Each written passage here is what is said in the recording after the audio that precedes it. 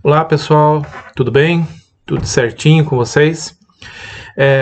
Eu vou começar uma série de programas. Na verdade, eu estou planejando fazer um programa, como aí uma série de vídeos, em que eu vou trazer alguns dos materiais que eu publiquei, no qual eu pretendo explanar um pouco sobre esse material, sobre esse texto. São artigos, capítulos de livros, para poder gerar uma discussão, uma conversa sobre esse material, né, e até para refletir sobre o que poderia ser refeito nele, quais os pontos que precisariam ser retrabalhados, porque tem algum material que já é bem antigo.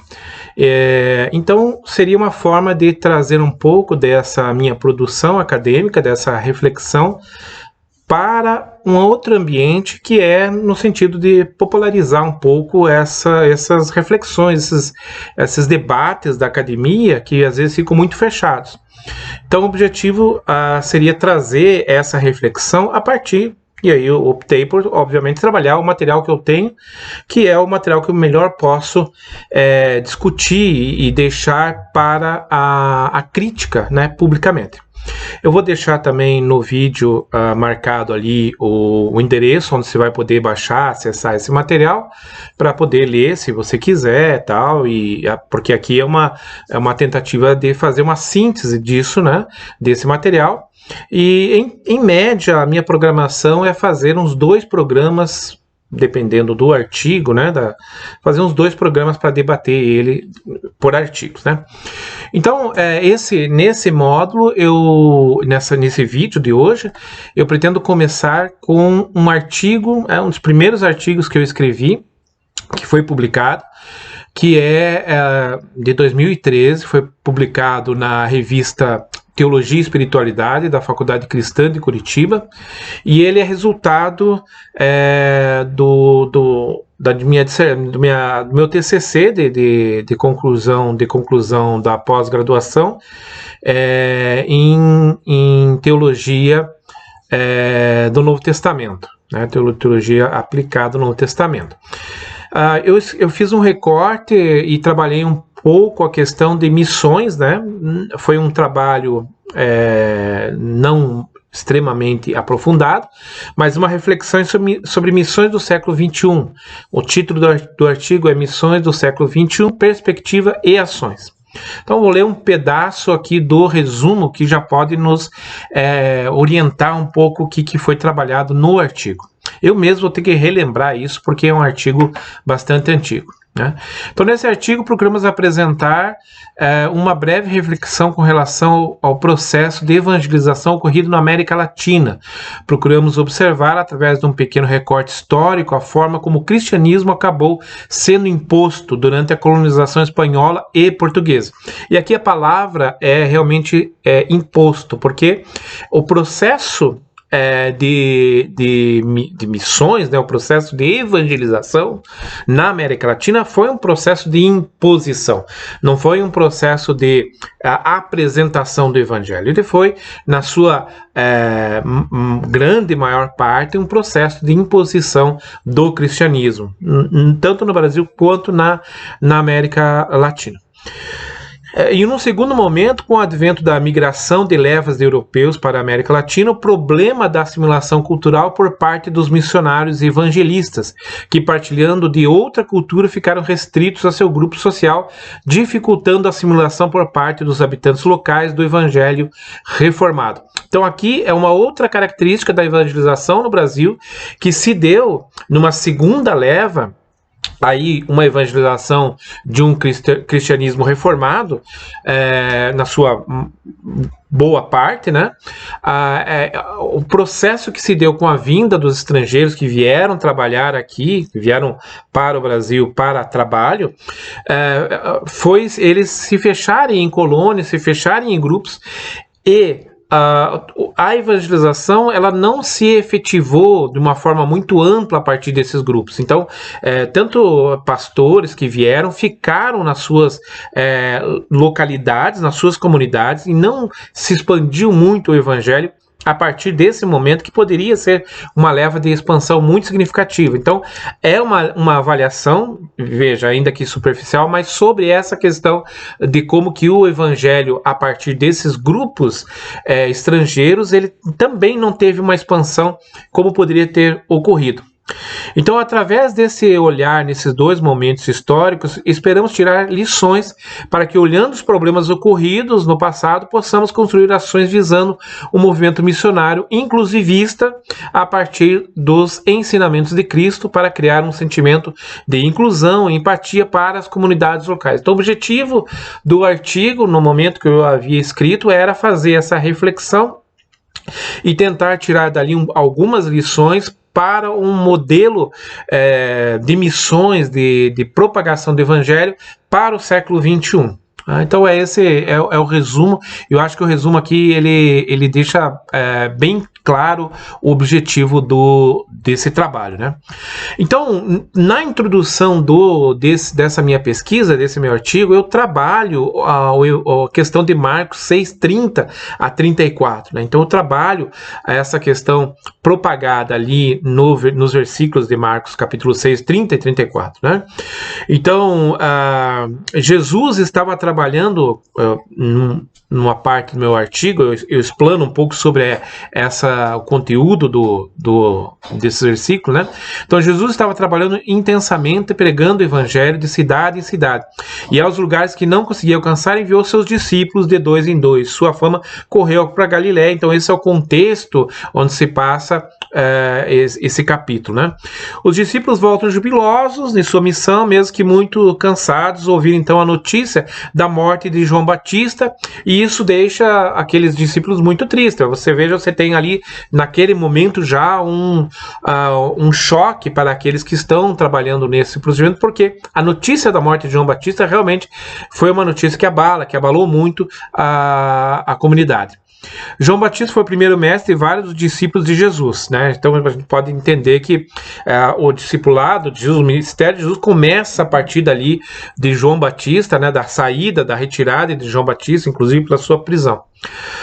Por outro lado, isso lembrou a Jesus que o tempo para ele também estava ficando mais curto, né? Então Jesus lhes propõe: vamos nos retirar um pouco a sós para um lugar deserto para descansar. E eles embarcam no barco, seguem para o norte, no mar da Galiléia, para a região deserta. O povo observa a direção que o barco toma, e aí nós vemos pelo relato que eles seguem o barco a pé. E mal Jesus e seus discípulos encostam o barco, lá está a multidão. Possivelmente era uma multidão desesperada, sedenta, buscando ali uma palavra de conforto, né, que eles não tinham. Podemos ver todas aquelas pessoas ansiosas por Jesus, todas com seus dramas, suas necessidades, dificuldades. O texto diz que Jesus viu a cena e teve compaixão pelo povo. No texto, a palavra grega é anlaikriomai, né? Anlaikriomai, que significa ser movido pelas entranhas, daí ser movido pela compaixão, pois se achava que as entranhas eram a sede do amor e da piedade. Então, o significado era realmente uma espécie de dor, né? Que você sentiria, e isso demonstraria uma empatia, ou seja, você sentiria o que aquelas pessoas estão sentindo. Então essa compaixão, né, que a gente pode olhar essa palavra formada pela conjunção de duas palavras, com e paixão, né? Uma espécie de você fazer compaixão, é você ter compaixão. Isto é sofrer junto, né? Então envolve mais do que emoções, do que piedade ou simpatia. A compaixão consiste em um ato que procura melhorar a situação do nosso próximo. Então, Mulhando, fala, né? Eu coloco uma citação que diz: o verbo compadecer-se expressa no Novo Testamento o grau mais elevado de simpatia pelo que sofre. É usado por Jesus, né, em Mateus 9:36, 14:4, 15:32, e denota uma preocupação profunda que se expressa em auxílio ativo, né, a alguém. Ou seja, não é apenas você olhar e sentir pena, dó da pessoa, é você agir. Então, aí que está a chave desse versículo. Essa compaixão, ela não é apenas um sentimento, mas ela é algo que move você a agir, a fazer algo. Então a essência para a evangelização é a compaixão. Então aqui, nesse ponto, eu faço essa ligação entre que a partir desse texto, né, olhando a figura de Jesus, nós entendemos que a essência da evangelização é a compaixão, mas não é uma compaixão passiva, é uma compaixão ativa. E essa compaixão ativa exige uma ação em direção ao outro. Há muito nosso evangelismo e nossas missões deixaram a compaixão pelo sofrimento do ser humano. Necessitamos de um envolvimento missionário com as necessidades espirituais e sociais, envolver-se com aqueles que estão como ovelhas sem pastor. E aí, né, constata-se que uma constatação empírica, né, de que o Brasil e o mundo vivem hoje uma crise ética nos seus mais profundos setores, seja político, econômico, social e tantos outros mais. E podemos dizer que o principal e o grande fator que contribui para esse aprofundamento da crise foi e é o afastamento da centralidade de Deus.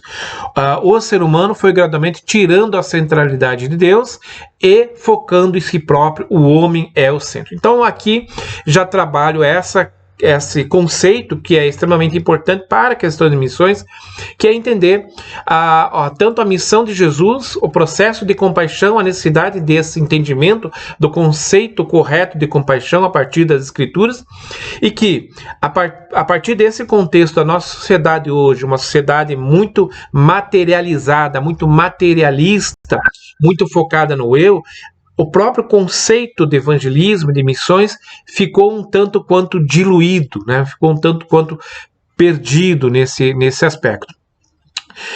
E aí nós temos que entender qual é a preocupação, então, de levar o evangelho para as nações e como que vemos a ação de missões no decorrer da história e como podemos aprender, o que podemos aprender com isso. E é então aí que eu entro, essa parte introdutória, e aí eu entro especificamente para entender um pouco mais sobre a questão das missões no século XXI. E eu começo então no subtópico 1, que dá como subtítulo o início da evangelização nos países do terceiro mundo. E, de novo, é uma avaliação assim, ampla, né? Não é uma pesquisa muito verticalizada, mas é apenas para nós trabalharmos esse conceito.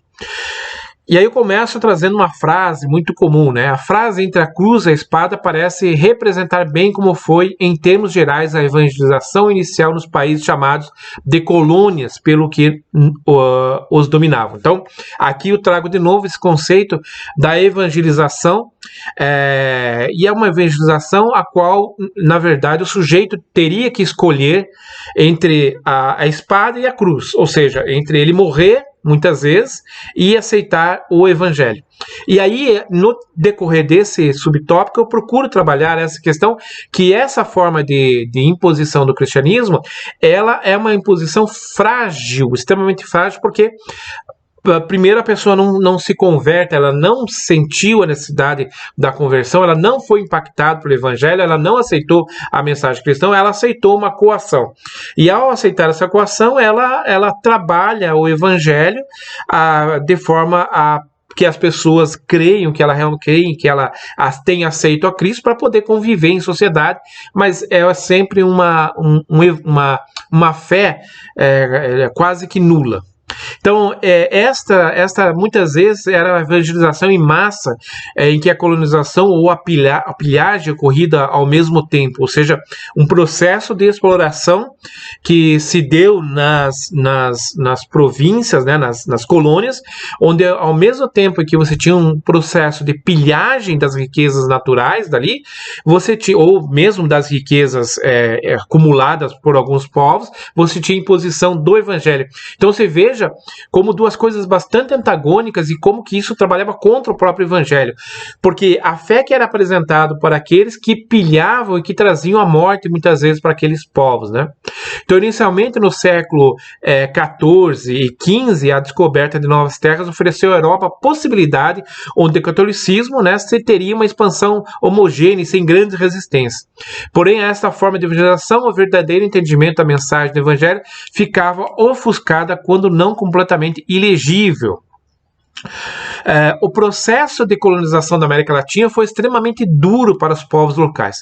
Então veja, dos 22 milhões de astecas em 1519, que é uma ideia que se tem de quantos astecas haviam na região onde eles habitavam, quando Hernán Cortés penetrou no México, só restou em 1600, né, só restou em 1600 1 milhão de sobreviventes. Então, em 1519, você tinha 22 milhões.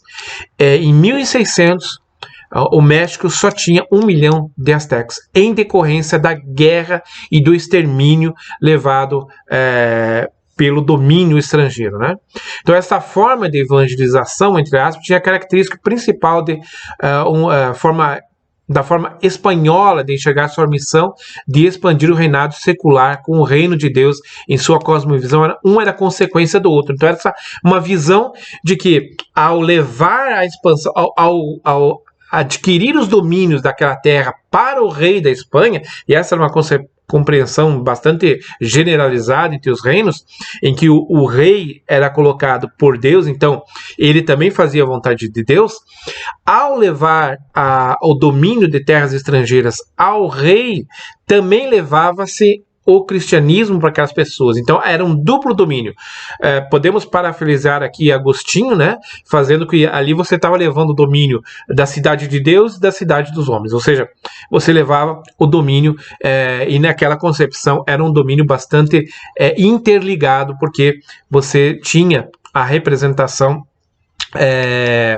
do estrangeiro, né, do domínio estrangeiro através do rei, que era também um representante da igreja.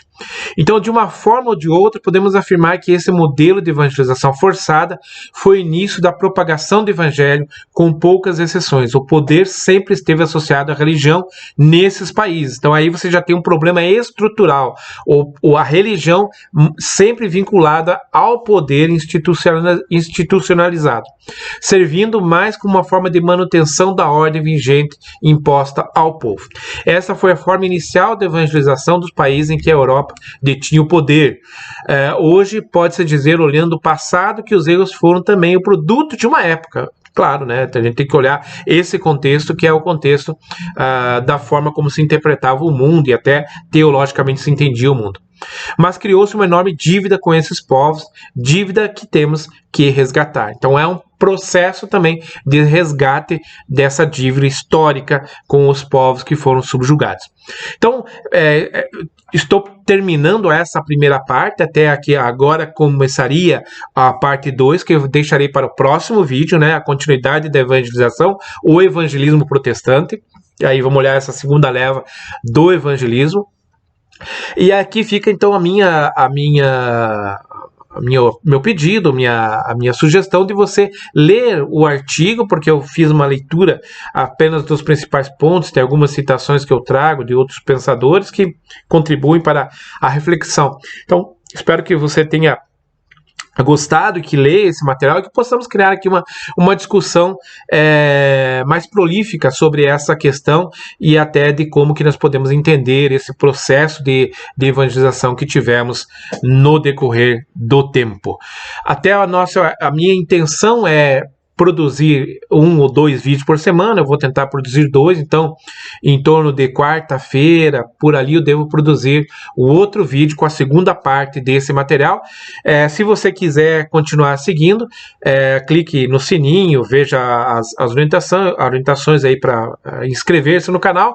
Eu vou deixar o vídeo postado também no Facebook, para que você possa também acessar, e vou deixar o link do artigo, desse primeiro artigo, para você também poder ler e daí podemos discutir esse tópico e o próximo no nosso próximo encontro. Até mais, um forte abraço a todos.